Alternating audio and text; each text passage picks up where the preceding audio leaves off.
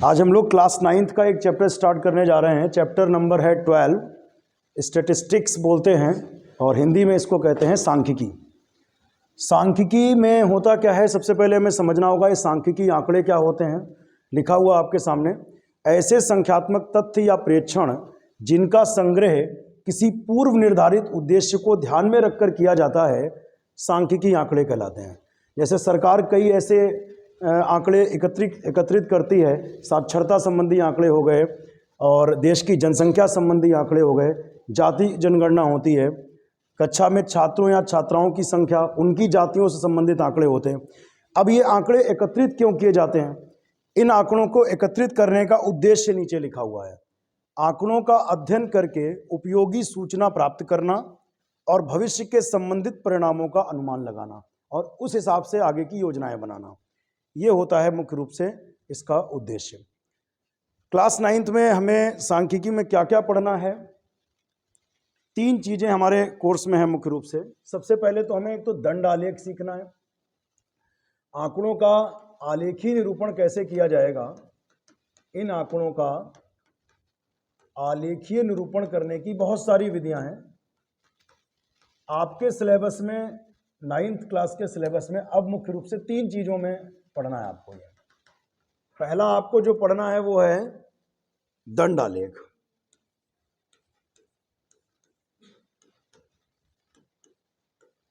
दंड आलेख, इसको इंग्लिश में कहते हैं बार डायग्राम।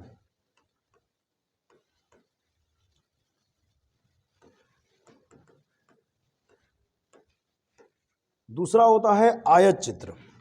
दंड आलेख के बाद दूसरी चीज जो आपको पढ़नी है वो सीखना है आपको आयत चित्र बनाना। मतलब आपके सिलेबस में क्या क्या चीजें हैं पहले ये हम समझ लें। आयत चित्र को इंग्लिश में कहते हैं हिस्टोग्राम। और तीसरी चीज होती है बारंबारता बहुभुज। तीसरी चीज जो आपके सिलेबस में है वो है बारंबारता बहुभुज। बारंबारता बहुभुज, इसे कहते हैं फ्रीक्वेंसी पॉलीगॉन।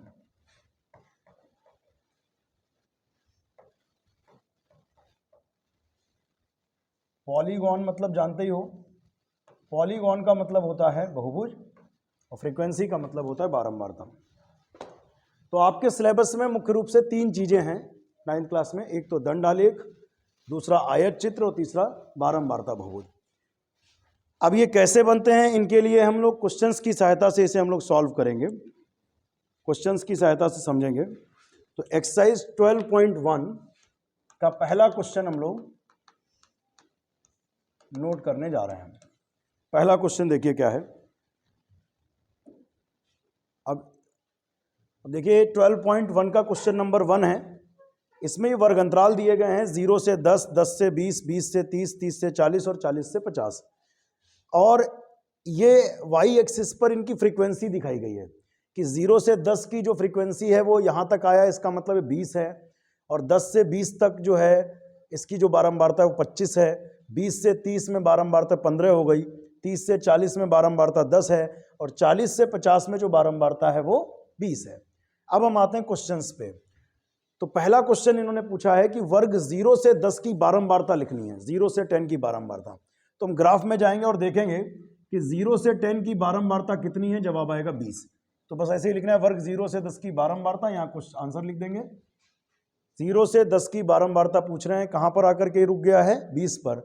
तो 0 से 10 की बारंबारता 20, पहला क्वेश्चन ये हो गया। इसके बाद संचयी बारंबारता भी हम सिखाएंगे, पहले ये दोनों पार्ट करेंगे फिर संचयी बारंबारता पे आएंगे। वह वर्ग जिसकी बारंबारता 10 है, वो वर्ग अंतराल, ऐसा वर्ग अंतराल देखना है जिसकी बारंबारता 10 है। तो हम बारंबारता वाले पे जाएंगे और 10 देखेंगे कहां पर है, ये 10 है। इसके सामने देखो, क्या ये 10 है? नहीं, ये भी नहीं, ये भी नहीं, ये वाला है। तो 30 से 40 वो वर्ग अंतराल है जिसमें बारंबारता क्या है, 10 है। तो इन्होंने पूछा था वो वर्ग अंतराल जिसकी बारंबारता 10 है। अगर आप ध्यान से देखोगे तो 30 से 40 वो वर्ग अंतराल आ गया, 30 से 40 वो वर्ग अंतराल है जिसकी बारंबारता 10 है। तो जवाब आएगा 30 से 40। सबसे अधिक बारंबारता किस वर्ग की है? मतलब ये जो डायग्राम दिया है इसमें सबसे ऊंचा आपको आयत कौन सा नजर आ रहा है? तो जवाब है 10 से 20 वाला। सबसे अधिक बारंबारता वाला जो वर्ग है वो ये है 10 से 20। तो कितना आएगा, इस सबसे अधिक बारंबारता पूछी जाए तो 25 है, और सबसे अधिक बारंबारता वाला अगर वर्ग अंतराल पूछा जाए तो वो हो जाएगा 10 से 20, और सबसे अधिक बारंबारता पूछी जाए तो वो 25। अब बात आती है संचयी बारंबारता कैसे निकलती है। वर्ग 20 से 30 की संचयी बारंबारता चाहिए। देखिए दो चीजें हैं, एक बारंबारता और दूसरा है संचयी बारंबारता। अगर 20 से 30 की ये बारंबारता पूछें तो जवाब 15 ही रहेगा। 20 से 30 की बारंबारता पूछें तो 15, लेकिन ये पूछ क्या रहे हैं 20 से 30 की संचयी बारंबारता। संचयी बारंबारता निकालने का तरीका होता है कि जिस वर्ग अंतराल की संचयी बारंबारता पूछी जाए उससे पहले जितने वर्ग अंतराल हैं सबकी बारंबारता और उसकी भी बारंबारता जोड़ दी जाए। फिर से सुनिए, 20 से 30 की अगर तुम्हें संचयी बारंबारता चाहिए तो ये वाली और ये वाली, मतलब उस अंतराल की और उससे पहले की सारी बारंबारताएं अगर जोड़ दें तो वो वहां तक की हो जाती संचयी बारंबारता। तो देखते हैं 20 से 30 के पहले अंतराल की बारंबारताएं क्या थी। 0 से 10 में बारंबारता थी कितनी, 20। तो यहां पर आप जवाब में लिखेंगे 20। फिर 10 से 20 में अगर हम जाएंगे तो 25, और 20 से 30 में आएंगे तो कितना है 15। तो ये तीनों जुड़ जाएंगी और जवाब मिलेगा 25 5 30 और 10 40 और 20 60। तो 20 से 30 अंतराल की संचयी बारंबारता हो जाएगी 60। फिर से एक बार समझ लो, जिस अंतराल की संचयी बारंबारता चाहिए उस अंतराल की बारंबारता जोड़नी है और उससे पहले की सारी जोड़नी है। जैसे 30 से 40 की अगर हमें संचयी बारंबारता चाहिए होगी तो हम 30 से 40 की बारंबारता जोड़ेंगे और उसके पहले की सब जोड़ेंगे। 10 से 20 की अगर चाहिए होती तो ये वाली बारंबारता जोड़ते 25 और उसके पहले वाली जोड़ते 20, केवल दो ही जुड़ती। तो ये तरीका है इसका। Next question is question number 2। एक फिगर हमारे सामने है, आयत चित्र हमारे सामने है। ये वर्ग अंतराल है 0 से 10, 10 से 20, 20 से 30, 30 से 40, 40 से 50, और ये इनकी बारंबारता दी हुई है। जैसे हम देख सकते हैं 0 से 10 की बारंबारता 10 से 20 के मिड में है, यानी 15 है। ये 10 से 20 में 20 है, 20 से 30 में 30 है, 30 से 40 की बारंबारता 40 है, और 40 से 50 की 10 और 20 के मिड में है, यानी 15 है। अब हमारा जो पहला क्वेश्चन है, वर्ग 20 से 30 की बारंबारता लिखनी हमको है।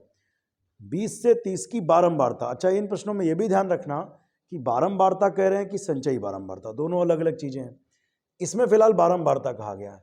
तो 20 से 30 अगर हम देखेंगे, 20 से 30 की जो बारंबारता है, 20 से 30 की बारंबारता, 20 से 30 अंतराल में चलें और ये देखें तो 20 से 30 वर्ग अंतराल ये हुआ, 20 से 30 वर्ग अंतराल ये हुआ।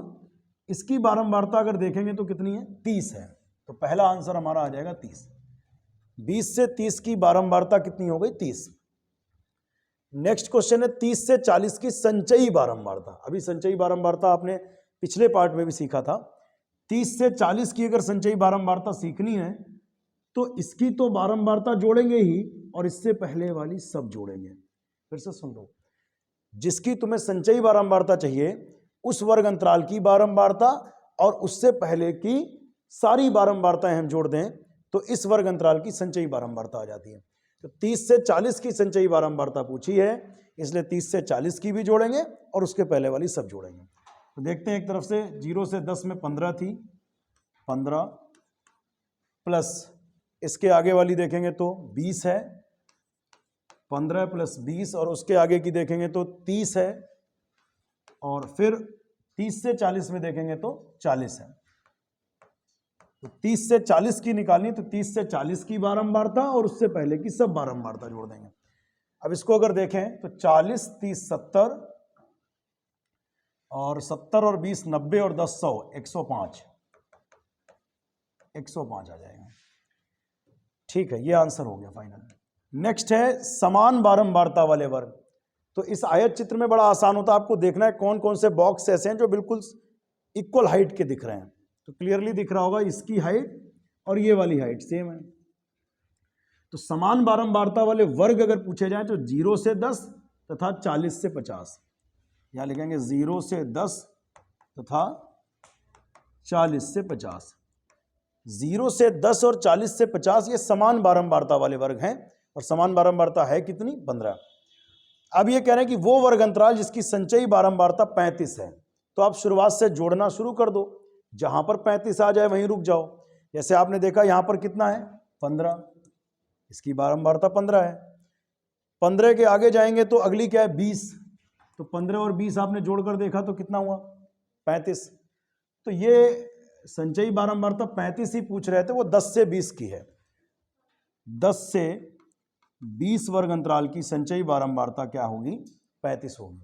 इसका एक और मेथड है, अगर संचयी बारंबारता आप सबकी निकालना ही चाहते हो तो एक टेबल बना के हम संचयी बारंबारता सबकी निकाल सकते हैं। ये कैसे होता है देखते हैं हम लोग। इसका अगर इसको हम लोग टेबल बना के करें, और आगे अगली क्लास में आपको करना ही पड़ेगा ये, 10th में जब आप पढ़ेंगे, तो अगर हम इसको टेबल में लिखें तो 0 से 10, 10 से 20, 20 से 30, ये करने की अभी ज़रूरत है नहीं लेकिन फिर भी सीख लीजिए, 30 से 40 और 40 से 50। और इसकी बारंबारता अगर क्रमबद्ध लिखें, 0 से 10 में 15 है, 0 से 10 में ये फ्रीक्वेंसी होती है, FI से या F से भी लिख सकते हैं। तो 0 से 10 की जो फ्रीक्वेंसी यानी बारंबारता है वो 15 है। फिर 10 से 20 की जो बारंबारता है वो 20 है। 20 से 30 की बारंबारता 30 है। 30 से 40 की बारंबारता 40 है। और 40 से 50 की जो बारंबारता है वो 15 है। अब आपको सिखाते हैं संचयी बारंबारता निकालना। संचयी बारंबारता, या इसको शॉर्ट में CF भी कहा जाता है। सबसे पहले 15 ही लिख लेते हैं। पहला वर्ग अंतराल ऐसा होता है जिसकी बारंबारता और संचयी बारंबारता दोनों सेम होते हैं। आपसे अगर 0 से 10 की बारंबारता पूछे तो भी 15, संचयी बारंबारता पूछे तो भी 15। अब आगे देखिए, अगले की पूछे तो 15 और 20 जोड़ दीजिए, 0 और 5 5, 2 और 1 3, यानी 10 से 20 वो वर्ग अंतराल है जिसकी संचयी बारंबारता 35 है। और यही पूछा भी गया था कि वो वर्ग अंतराल जिसकी संचयी बारंबारता 35 है, तो वो हो गया अंतराल कौन सा? 10 से 20। इसमें के ज्यादा क्वेश्चन हो तो टेबल बना के कर लो। अब 35 और 30 जोड़ देंगे तो अगले की आ जाएगी, 3 3 6 65 हो जाएगा। 65 और 40 जोड़ेंगे तो 0 5 5 और 6 4 10 105, और 105 और 15 जोड़ देंगे तो 105 और 5 10 और 10 120 हो जाएगा। अभी जैसे इसमें और भी कोई क्वेश्चन था संचयी बारंबारता वाला, तो 30 से 40 की संचयी बारंबारता वो यहीं से क्लियर देख सकते थे। अगर टेबल बना लेंगे तो 30 से 40 की संचयी बारंबारता कितनी हो जाएगी? 105। अब अगर आपने टेबल बना ली तो आप किसी भी वर्ग अंतराल की संचयी बारंबारता तुरंत बता देंगे। पूछा जाए 10 से 20 की 35, 20 से 30 की संचयी बारंबारता 65, 30 से 40 की 105, 40 से 50 की 120। इस तरीके से हम किसी की भी संचयी बारंबारता ज्ञात कर सकते हैं। क्वेश्चन 1 और 2 के बाद हम लोग पहले क्वेश्चन 5 करेंगे, फिर 3 और 4 करेंगे। तो हमारा क्वेश्चन नंबर 5 ये है कि क्वेश्चन एक बार हम लोग पढ़ लेते हैं। क्या है?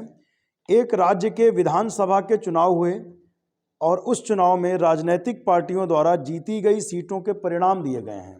मतलब एक इलेक्शन हुआ विधानसभा का, उसमें राजनीतिक पार्टियां हैं ABCD, जैसे कांग्रेस, BJP, आम आदमी पार्टी, एक्सेट्रा एक्सेट्रा। तो ये ABCDEF ये 6 पार्टियां हैं, और उन्होंने चुनाव में कितनी सीट जीती ये सामने लिखा है। राजनीतिक पार्टी A ने 75 सीट जीती, B ने 55, C ने 37, और इसी प्रकार आगे भी लिखा हुआ है। अब पहला पार्ट ये पूछ क्या रहे हैं? कह रहे हैं मतदान के परिणामों को निरूपित करने वाला दंड आलेख बनाना है। जैसा हमने शुरू में बताया था, 3 चीजें सीखनी आपको हैं। एक तो दंड आलेख सीखना है, आयत चित्र सीखना है, और बारंबारता बहुभुज सीखना है। तो सबसे पहले हम लोग जो सीखने जा रहे हैं वो दंड आलेख बनाना सीखेंगे, जिसे बार ग्राफ इंग्लिश में कहते हैं, बार डायग्राम। तो उसके लिए सबसे पहले वही एक्स अक्ष और वाई अक्ष, कोशिश करिए ग्राफ पेपर पे बनाइए, बहुत अच्छा रहेगा। और अगर ग्राफ पेपर पे आप नहीं बनाते हैं तो फिर आपको पटरी पेंसिल का यूज करते हुए नाप के बनाना पड़ेगा, और ज्यादा ध्यान रखने की जरूरत होगी। ठीक है?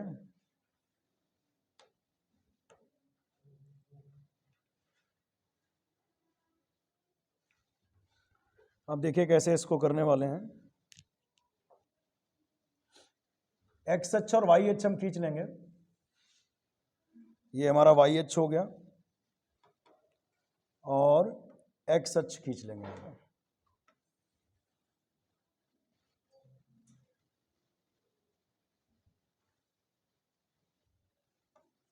ये एक्स अक्ष हो गया और ये वाई अक्ष हो गया।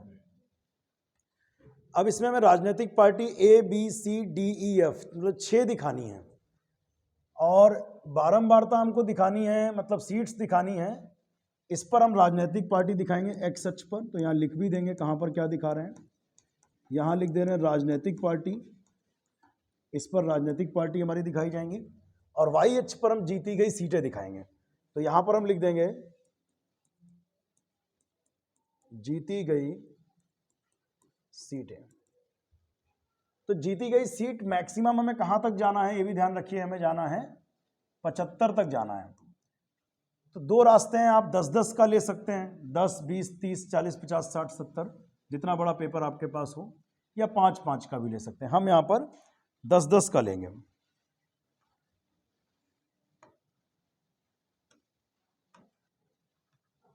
तो 10, 20, 30, 40, 50, 60, 70 और 80 तक ले लीजिए, क्योंकि 75 सीट मैक्सिमम जीती गई है। तो इसीलिए 10, 20, 30, 40, 50, 60, 70, 80। इसके बाद राजनीतिक पार्टी को अगर आप ग्राफ पेपर पे बनाएं तो ग्राफ पेपर पर एक बड़े खाने से एक राजनीतिक पार्टी को आप दिखाएंगे। यहां पर तो आपको ध्यान रखना होगा कि बराबर दूरी पर लेना है। जैसे मान लिया पहली राजनीतिक पार्टी अब यहां से यहां तक दिखा रहे हैं, तो जितनी चौड़ाई का दंड इसमें बनेगा उतनी ही चौड़ाई का अगले में बनेगा, बी के लिए, फिर सी के लिए, फिर डी के लिए, फिर ई के लिए, फिर एफ के लिए। ग्राफ पेपर पे बनाने में ये आसानी रहेगी कि उसमें वो दूरी आपको बार बार नापनी नहीं पड़ेगी। तो आप क्या करने वाले हैं, सबसे पहले राजनीतिक पार्टी जैसे हम ए यहां पर दिखाना चाहते हैं, ए पार्टी दिखाएंगे तो उसमें हमें 75 सीट दिखानी है। 75 सीट का होगी, 70 से 80 के बिल्कुल बीच में यहाँ पे क्या होगा, 75 होगा। तो देखिए कैसे दिखाएंगे, 75 सीट हमको दिखानी है यहाँ पर। तो 75 सीट ऐसे दिखेगी। ये हमें दंड यहां पर बना देने हैं।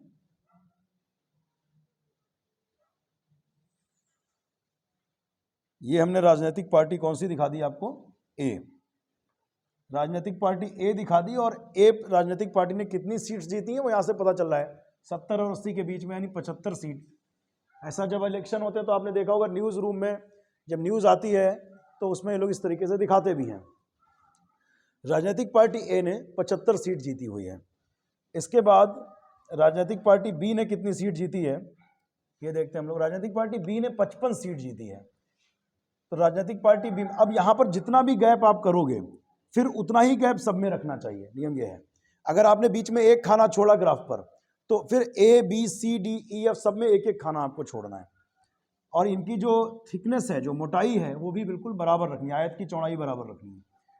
राजनीतिक पार्टी बी में 55 सीट जीती है, तो 50 और 60 के बीच में 55 हो गया। 50 और 60 के बीच में क्या हो गया, 50, 60 और बीच में 55, तो यहां पर हो गया 55 मान लेते हैं। और थिकनेस अब चूंकि हम नाप के नहीं बना रहे हैं तो हमारी कम ज्यादा हो सकती है, आपकी नहीं होनी चाहिए।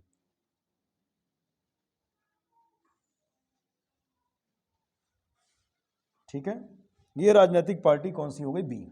तो यहां से स्पष्ट हो रहा है कि राजनीतिक पार्टी बी ने 50 और 60 के बीच में आ रहा है, बिल्कुल 55 सीट जीती है। नेक्स्ट है राजनीतिक पार्टी सी ने कितनी सीट जीती है। तो राजनीतिक पार्टी सी ने 37 सीटें जीती हैं। 37 कैसे आएगा, 30 और 40 के बीच में बिल्कुल हो जाएगा 35, यहां पर 35 हो गया। अब 35 और 40 के बीच में अगर जाएंगे तो लगभग 37.5 या 37। और ग्राफ पेपर पे अगर बनाएंगे तो एक बड़े खाने में 10 छोटे खाने रहते हैं, तो उसमें काउंट कर लेंगे आप 5, उसके बाद 6, एक 7, तो 37 लगभग यहां पर आ जाएगा, 37 यहां पर आ जाएगा।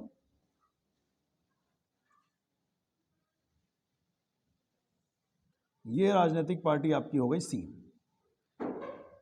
इसके बाद राजनीतिक पार्टी डी में 29 सीटें हैं। 29 कैसे दिखाओगे आप बताओ, 30 से जस्ट एक छोटा खाना छोड़ना। अगर ग्राफ पेपर पे बनाएंगे तो 10 खाने होंगे छोटे छोटे, उनसे एक पॉइंट केवल नीचे रहेंगे। यहां पर हम ऐसे देख लें कि 30 से थोड़ा सा नीचे रहेंगे, 29 पे आ जाएंगे। अब यहाँ नाप के नहीं बना रहे तो अंदाजे से ही लगेगा।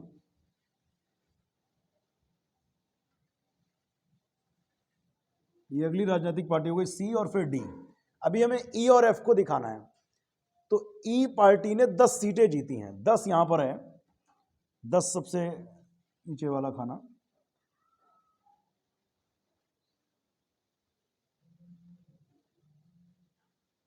और एफ राजनीतिक पार्टी ने 37 सीटें जीती हैं, 37, 30 और 40, एक ने और 37 जीती, सी वाले ने।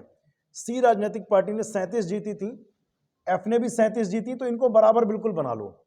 जितना सी पार्टी के लिए आपने बनाया था 37, ठीक है, बिल्कुल इसके सामने ही बना लेते हैं।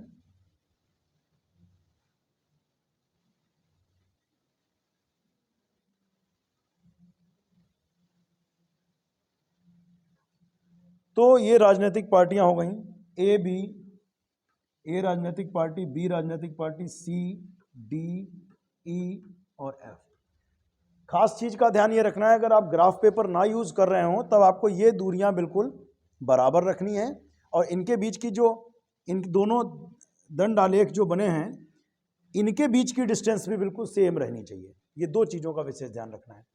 अब अगर इससे देखें तो क्लियर दिख रहा है कि ए राजनीतिक पार्टी ने 75 सीट जीती है, बी ने 50 और 60 के बीच में दिख रहा है तो 55 सीट हो गई। इसी प्रकार बाकी में भी दिख रहा होगा। अब इन्होंने जो क्वेश्चन पूछे हैं ग्राफ बनाने के, वो देख लीजिए क्या क्या पूछा था। पहला पार्ट इन्होंने पूछा कि मतदान के परिणामों को निरूपित करने वाला दंड आलेख खींचो। तो मतदान को निरूपित करने वाला दंड आलेख ही खींच गया। पहला पार्ट तो यही हो गया, पहला पार्ट ये हो गया। दूसरे पार्ट का जवाब आप लिखेंगे यहाँ पर। दूसरा पार्ट इन्होंने क्या लिखा है,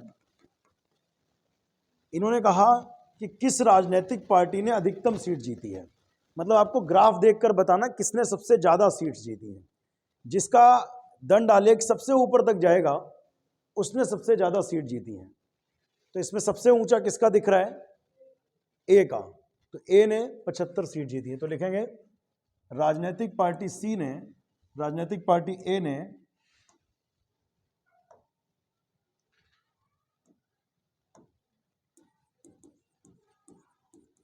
राजनीतिक पार्टी ए ने सर्वाधिक 75 सीटें जीती हैं।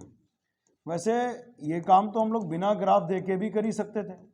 जिन्होंने सेकंड पार्ट का आंसर पूछा है वो तो यहीं देखकर पता चल रहा था, लेकिन इनका उद्देश्य यहाँ पर यह सिखाना है कि अगर कभी आपको इस तरीके का ग्राफ दिया हो, इसको देख करके आप बताओ कि सबसे ज़्यादा सीट्स किसने जीती हैं। तो जिसका आलेख सबसे ऊंचा जाएगा उस राजनीतिक पार्टी यानी ए ने सबसे अधिक कितनी सीट जीती है, 75 सीट जीती है।